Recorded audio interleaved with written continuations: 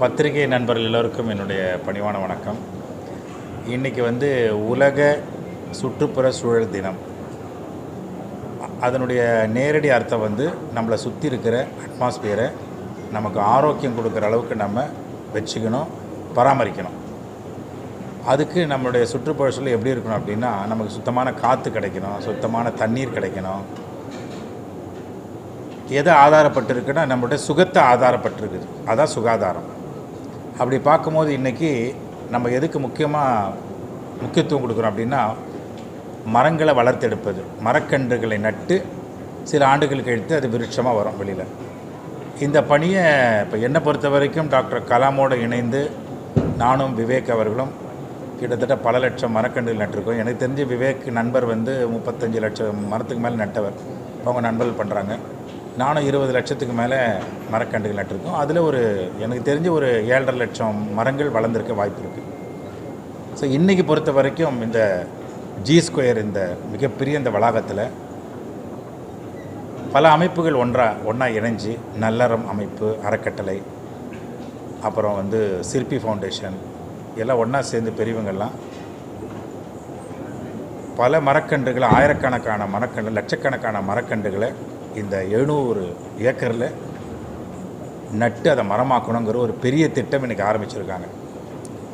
இந்த 7 மலைகளுக்கு முன்னாடி மனிதன் உண்டாக்குற ஒரு காடு மாதிரி ஏற்கனவே ஒரு இயற்கையான காடு இங்கே இருக்குது.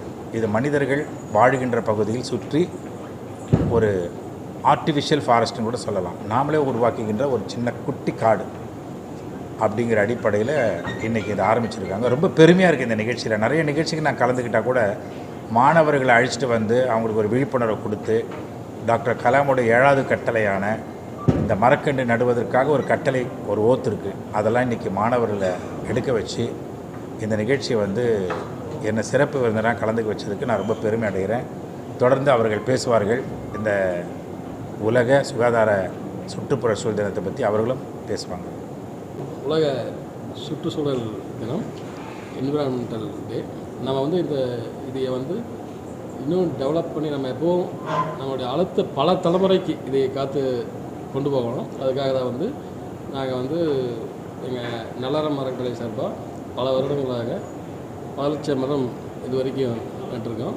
இங்கே ஒரு 700 ஏக்கர் பரப்பளவில் ஒரு மிக பிரமாண்டமான 7 ஹில் சிட்டின்னு G2 இங்கே உருவாக்கிட்டு இருக்காங்க.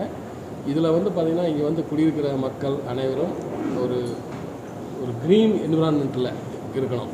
அந்த ஒரு சூழ்நிலைக்கு ஏற்ப G2 கூட இணைஞ்சு இன்றைக்கி அதுவும் இல்லாமல் நம்மளுடைய மோட்டிவேட்டிவ் ஸ்பீச்சர் தாம் அவர்கள் ரொம்ப சிறப்பு. இதில் அவர் கலாமோட ட்ராவல் பண்ணி இந்த இதில் ரொம்ப வருடமாக அவங்க இதை பண்ணிக்கிட்டு இருக்காங்க. இந்த இடத்துல ஃபஸ்ட்டு ஃபேஸில் இப்போ 50,000 மரம் நடலான்னு சொல்லி நாங்கள் பிளான் வச்சுருக்கோம். இது 50,000ங்கிறது நாங்கள் இன்னும் ஜாஸ்தியாக இந்த ஒரு 700 ஏக்கர்ஸ்குள்ளேயே மோர் தேன் 1.5 lakhs மரம் நடலாம்னு சொல்லி பிளான். இது நீங்கள் இன்னும் ஒரு 2 years கழிச்சு பார்த்தீங்கன்னா நீங்கள் ஈரோட்டில் ஒரு க்ரீன் சிட்டி எப்படி இருக்குமோ அந்த மாதிரி இருக்கும். அதுதான் எங்களுடைய பிளான்.